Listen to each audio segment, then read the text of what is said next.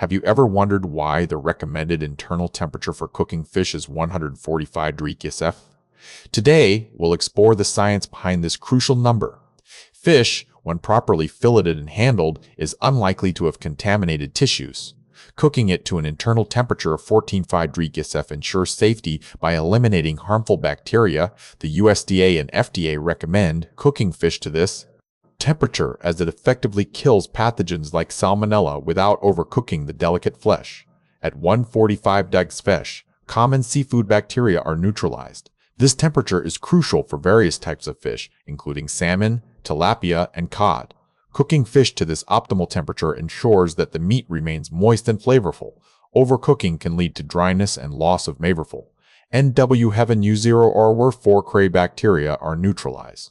Nutritional value. Using a food thermometer is key in ensuring fish reaches the safe internal temperature of 425 degrees Celsius. It's simple and ensures safety without sacrificing taste. By cooking your fish to this recommended temperature, you can enjoy a safe meal with the best texture and flavor. This simple step protects against